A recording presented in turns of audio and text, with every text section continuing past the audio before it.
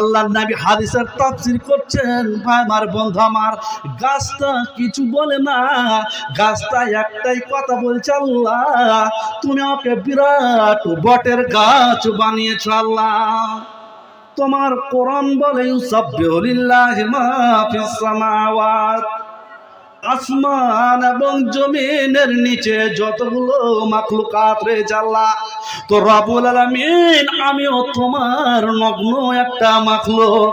আল্লাহ তুমি আমাকে সৃষ্টি করেছ, আল্লাহ তুমি আমার প্রাণ দিয়েছ আল্লাহ, তো তবে তোমার আশরাফুল মাখলুকাত কত বাগা আমাদেরকে যারা আমরাকে সকলকে বলছেন, আল্লাহ তোমার এই আশরাফুল মাখলুকাত প্রখর রৌদ্রের সময় আমার কাছে আশ্রয় নিতে এসেছে। আল্লাহ রব্বুল আলামিন আমার ডালগুলো আল্লাহ তুমি বাঁকা করেছিলে, আল্লাহ রব্বুল আলামিন আমার ডালগুলো যেন নইয়েছিল, তোমার আশরাফুল মাখলুকাত আমার কাছে এসে যেন বিশ্রাম নিতে এসেছে।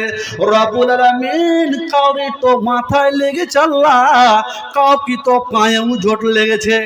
রব্বুল আলামিন তোমার নগ্ন বান্দা হিসাবে, নগ্ন তোমার আমি মাখলুক হিসাবে আল্লাহ তুমি আমার জন্য কিছু পয়দা করনি, জান্নাত নয় জাহান্নাম নয়, তবে আল্লাহ এ কথা সত্যি যে তুমি আমাকে পয়দা করেছো আল্লাহ, যার জন্য তোমার তাসবিহ পাঠ করছি আল্লাহ।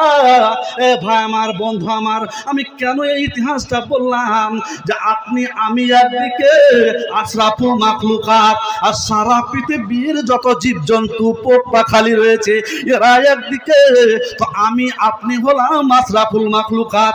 আল্লাহ সুন্দর করে পয়দা করেছে। আমি আপনি কেন ফজরের সময় যখন আমার ইমাম সাহেব যখন জামাত চালু করে আমাদেরকে জামাতে পায় না, অথচ সারা পৃথিবীর যতগুলো মাখলুকাত রয়েছে সমস্ত মাখলুকাত আল্লাহর তাসবিহ পাঠ করে।